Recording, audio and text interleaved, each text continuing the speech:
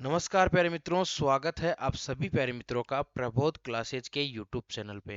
दोस्तों, आज एक बड़ी भर्ती आप लोगों के बीच में एक बार फिर से आ गई है और इस बड़ी भर्ती के तहत मैं बात करने वाला हूं आज की कौन सी बड़ी भर्ती आई है। सबसे पहले आप लोग भर्ती के बारे में जान लीजिए। अगर आपको पता है तो अच्छी बात है, जिसको नहीं पता है वो जान ले कि आपके कौन सी भर्ती आई है। वरिष्ठ वरिष्ठ अध्यापक की भर्ती आई है। अध्यापक वरिष्ठ अध्यापक की भर्ती आई है, लेकिन कौन से विभाग में आई है ये ध्यान रखो। संस्कृत विभाग में आपकी भर्ती आई है। जो संस्कृत विद्यालय होते हैं, महाविद्यालय सॉरी संस्कृत विद्यालय होते हैं, उसमें आई है। और इससे पहले आपकी एक और भर्ती आ चुकी है, वो है स्कूल व्याख्याता की। ठीक है, और ये भी इसी सेम डिपार्टमेंट में, किसमें, संस्कृत विभाग में। अब देखो, पदों का वर्गीकरण भी हम लोग आज देखेंगे और सब कुछ आज हम लोग देखने वाले हैं। तो आपके वरिष्ठ अध्यापक और स्कूल व्याख्याता। ठीक है, हैंडराइटिंग इसमें थोड़ी सी सही नहीं आ रही है भाई, तो इसके लिए मैं माफी चाहता हूँ आपसे। चलते हैं, है ना। और पूरी पूरी विज्ञप्ति को मैंने भी अभी तक नहीं पढ़ा है, और आप और मैं दोनों मिलके इसको पढ़ने वाले हैं और किस प्रकार से पदों का वर्गीकरण है वो भी देखेंगे। देखिए, सबसे पहले आपके बीच में ये पहला पेज फर्स्ट पृष्ठ पे यही है और लिखा हुआ है इसमें, और इसका जो मेन डेटा है वो मैंने यहाँ से लिया है। ठीक है, अब देखो, इसमें सबसे पहले संस्कृत के पद है जो नॉन सुडल एरिया है और सुडल एरिया है, दोनों के ही है। दूसरे नंबर पे यहाँ पे आपके हिंदी में भी वही दोनों ही, सुडल एरिया और नॉन सुडल एरिया। आपके अंग्रेजी में भी दोनों ही हैं, यहाँ पे सामाजिक के है, गणित है और विज्ञान है। ठीक है, अब देखो, आपको सिर्फ और सिर्फ ये जानना है कि पदों की संख्या कितनी है। तो नॉन सुडल एरिया में आपके, इसके हिसाब से आप लोग बाद में देख लेना, है ना, मैं आपको टेलीग्राम में डाल दूंगा। नॉन सुडल एरिया में आपके 66 पोस्ट है, सुडल एरिया में आपके 13 पोस्ट है। तो टोटल कितनी हुई, 64 और 13, कितनी हुई, 9 और 7, यानी 79 पोस्ट टोटल आपके संस्कृत में है। हिंदी की बात करूँ तो 34 आपके हिंदी नॉन सुडल एरिया की, और आपके 5 जो है, 5 पद वो आपके 5 पोस्ट आपके किसकी, सुडल एरिया की है। उसके बाद अंग्रेजी की बात करूँ तो 46 आपके नॉन सुडल एरिया की, और अंग्रेजी की जो है वो सुडल एरिया के 3 पोस्ट है। सामाजिक की मैं बात करूँ तो 61 पोस्ट जो है आपके सामाजिक के नॉन सुडल एरिया की है, जबकि 4 पोस्ट आपके सुडल एरिया की है। बाकी आप लोग इसको विस्तृत देख लेना। अब आपको कितना ये यहाँ पे दिख रहा है वो मुझे पता नहीं है।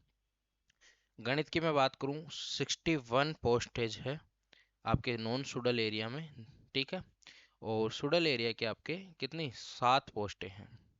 विज्ञान की मैं बात करूँ, 47 जो है पोस्टें हैं नॉन सुडल एरिया के। तो अच्छे पोस्ट विज्ञान के लिए, तो विज्ञान वाले खुश हो जाइए, एक अच्छी पद है यहाँ पे आपके बीच में है। और नॉन सुडल एरिया के कोई यहाँ पे पोस्ट है नहीं। ठीक है, आपको समझ में आया। अब आगे हम लोग इसको और पढ़ने की कोशिश करते हैं। अब देखो, यहाँ पे विशेष नोट के रूप में क्या है, इसको मैं एक बार साफ कर देता हूँ। ठीक है, अब देखो, इसको पढ़ने की कोशिश करते हैं। हम्म विशेष नोट में, अनुसूचित क्षेत्र के अभ्यर्थी गैर अनुसूचित क्षेत्र की रिक्तियों के विरुद्ध भी आवेदन कर सकते हैं। इसलिए अनुसूचित क्षेत्र के निवासित अभ्यर्थी जो है, अनुसूचित क्षेत्र एवं गैर अनुसूचित क्षेत्र के पदों के संबंध में अपनी प्राथमिकता क्रम आवश्यक रूप से ऑनलाइन कर ले। मतलब कि जो नॉन सुडल एरिया वाले हैं, उनके पदों पे घात लगाएंगे आपके सुडल एरिया वाले। कहने का साथ साफ साफ तात्पर्य ये है कि आपके जो है आरक्षण अगर आपको लेना है तो सुडल एरिया में आप लोग अप्लाई करो। अगर उसका आरक्षण आपको नहीं चाहिए, आप तो बोलो कि मैं तो सबके समान जो है ज़्यादा पोस्ट आ रही है वहाँ पे, तो हम वहाँ पे फाइट करेंगे, तो आप वैसा कर सकते हैं। आपकी अपनी अपनी इच्छा है। ठीक है, आगे ये बोल रहा है कि अनुसूचित क्षेत्र के पदों के विरुद्ध केवल राजस्थान राज्य के अनुसूचित क्षेत्र के अभ्यर्थी ही ऑनलाइन कर सकते हैं। भाई, आप लोग कहीं मान लो छत्तीसगढ़ के हो, छत्तीसगढ़ गढ़ का जो ट्राइबल एरिया है, वहाँ के एरिया वाले आपके राजस्थान में जो है गैर अनुसूचित क्षेत्र के पदों पे जो है आवेदन नहीं कर सकते, वो अनुसूचित क्षेत्र के पदों पे ही आवेदन करेंगे। ठीक है। अनुचित क्षेत्र में निवासित होने पर प्रमाण पत्र, यहाँ पे देखो इंपॉर्टेंट बात, प्रमाण पत्र यथासंभव आयोग कार्यालय द्वारा मांगे जाने पर प्रस्तुत करवाना होगा, अन्यथा अपात्र होंगे। मतलब आपको जो अनुसूचित क्षेत्र के निवासित है वहाँ पे जो है आपको ये जो सर्टिफिकेट बना हुआ है वो आपको निश्चित रूप से जब जब भी मांगेंगे तो आपको जमा करवाना होगा। ठीक है, आगे चलते हैं और आगे और इसको जो है आगे इसको देखते हैं। ठीक है, आगे कोई ज़्यादा महत्वपूर्ण लग नहीं रहा है मुझे। EWS के लिए कुछ बातें हैं जो आप लोग विस्तृत रूप से जो है उसमें जाके देख सकते हो। ठीक है, आगे और बात करते हैं, अगले पेज पे चलते हैं भाई। इसको मैं थोड़ा सा बड़ा करने की कोशिश करता हूँ और यहाँ महत्वपूर्ण क्या है वो हम लोग केवल और केवल महत्वपूर्ण बातें ही देखेंगे। आप लोग कक्षा को छोड़ के ना जाइए कृपया, सभी कक्षा में जुड़े रहें। सबसे पहले देखो यहाँ पे अनिवार्य शैक्षणिक योग्यता के बारे में बताया है। संस्कृत विषय के लिए सबसे पहला जो है संस्कृत विषय के लिए आपको क्या होना चाहिए, शास्त्रीय और equal traditional Sanskrit education examination with Sanskrit medium. मतलब कि संस्कृत मीडियम में आपको जो है यहाँ पे शिक्षा शास्त्री या बीएड होनी चाहिए, है ना।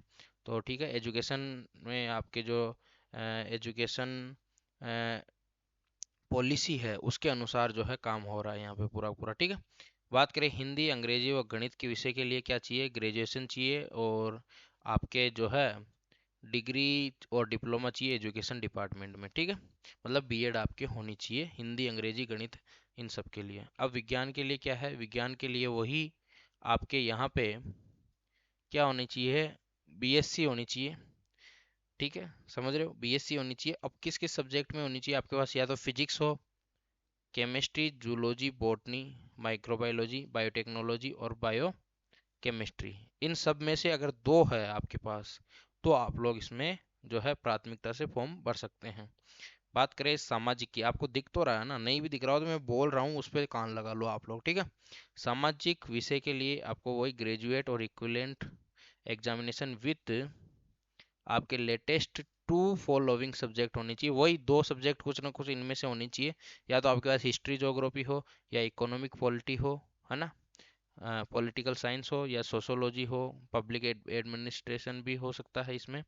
ये सब जितने भी सब्जेक्ट है, ठीक है, ये फिलोसॉफी हो, ये सब में से दो सब्जेक्ट आपके पास जो है होने चाहिए। ठीक है, अब आगे शैक्षणिक अर्हता क्या है। उक्त पदों की अपेक्षित शैक्षणिक अर्हता में अंतिम वर्ष की परीक्षा में सम्मिलित हुआ हो या सम्मिलित होने वाला व्यक्ति भी आवेदन कर सकता है। मतलब अगर आप बीएड लास्ट ईयर में हो, ठीक है, तो आप उसमें आवेदन कर सकते हो। ठीक है, वेतन आपके यहाँ पे बताया हुआ है, सबसे इम्पोर्टेंट आपको वेतन भी तो चाहिए होगा ना अगर जाओगे तो। यहाँ पे ग्रेड पे कितना है, 4200, जो आपकी पिछली बार था वही सेम ग्रेड पे इसमें रखा गया है। बात करें आयु सीमा की, तो आयु सीमा आपकी 1/7/2024 तक जो है 18 वर्ष की न्यूनतम आयु होनी चाहिए और अधिकतम 40 वर्ष से अधिक नहीं होनी चाहिए। ठीक है, बाकी जो आरक्षण है वो आपके अलग अलग प्रकार से आरक्षण दिया हुआ है, तो इसके बाद में आगे बात करते हैं हम लोग। और आगे भी क्या इम्पोर्टेंट है वो मैं बता देता हूँ। पूरी पूरी विज्ञप्ति पढ़ने की जरूरत नहीं है, जो इम्पोर्टेंट होगा वही हम लोग पढ़ेंगे। ठीक है, चयन प्रक्रिया वगैरह आप लोग देख लीजिएगा आपके हिसाब से। यहाँ पे फीस मैं बता देता हूँ कि कितनी फीस आपकी लगने वाली है। ठीक है, अब देखो यहाँ पे वही आपकी जो ओटीआर अगर आपने फिल कर रखा है तो वही है, ओटीआर नहीं फिल कर रखा हो तो 400 रुपये, 600 रुपये आपके जनरल के हैं। पिछड़ा वर्ग, क्रिमिनलियर, अति पिछड़ा वर्ग, 600 रुपये आपके जो है एक बार लगेंगे और उसके बाद आपको हर एक परीक्षा में आप लोग फॉर्म भर सकते हो। ठीक है, 400 रुपये आपके वही SC ST वालों के लिए है, दिव्यांग जनों के लिए भी 400 रुपये आवेदन शुल्क है। ओटीआर आपको करना होगा वन टाइम रजिस्ट्रेशन, कौन सा, वन टाइम रजिस्ट्रेशन करना होगा। ठीक है, वन टाइम रजिस्ट्रेशन आपको करना होगा। अब अगला पेज और इम्पोर्टेंट, सबसे इम्पोर्टेंट यही पेज मुझे लगा इसमें, हालांकि मैंने पढ़ा नहीं लेकिन मैंने एक नज़र मारी थी तो मैंने देख लिया कि कौन कौन सी इम्पोर्टेंट बातें इसमें हो सकती है। हाँ, थोड़ा सा समझने की कोशिश करते हैं सिलेबस को, थोड़ा सा सिलेबस को समझने की कोशिश करो। 200 मार्क्स का यहाँ पे पेपर होगा। ठीक है। उसके बाद 2 घंटे का क्या है duration of question paper will 2 hours. 2 hours का फर्स्ट पेपर की बात बता रहा है ना। तो 100 क्वेश्चंस आपके आएंगे, 200 मार्क्स के, 2 घंटे का ये पेपर होने वाला है। जहाँ पे आपके कौन कौन से सब्जेक्ट आएंगे, जिसमें ज्योग्राफी है, हिस्ट्री है, कल्चर है, जनरल नॉलेज ऑफ राजस्थान, ये 80 मार्क्स की है आपके। 20 मार्क्स की जो है आपके करंट अफेयर है राजस्थान की। उसके बाद जनरल नॉलेज और वर्ल्ड और इंडिया जीके आपके कितना 60 मार्क्स का। और इसके बाद एजुकेशन फिजियोलॉजी 40 मार्क्स की। मतलब ऐसे करके आपके 200 मार्क्स का जो है पेपर यहाँ पे बनता है। उसके बाद पेपर सेकंड की मैं बात करूँ तो वही 300 मार्क्स का होगा। 2.5 घंटे आपको मिलेंगे, मल्टीपल चॉइस क्वेश्चन होंगे। यहाँ पे आपके जो है वो प्रवेशिका के और जो भी वरिष्ठ उपाध्याय है, मतलब 10+2 के इनके आपके पास नॉलेज होनी चाहिए। तो आपको 180 मार्क्स मिलेंगे। आपके पास अगर वही शास्त्रीय स्टैंडर्ड की जिसको हम लोग बीएससी बोल सकते हो या बीए बोल सकते हो, उस लेवल की नॉलेज के लिए 80 मार्क्स। और टीचिंग मेथड के लिए आपको 40 मार्क्स मिलेंगे। ऐसे करके 300 मार्क्स का जो है आपके पास पूरा ब्यौरा आ जाएगा। ठीक है। ठीक है, 300 मार्क्स का। और क्या है, संस्कृत के लिए भी अलग से यहाँ पे दिया हुआ है। For the for the post of senior teacher other than Sanskrit, ये तो संस्कृत वालों के लिए है।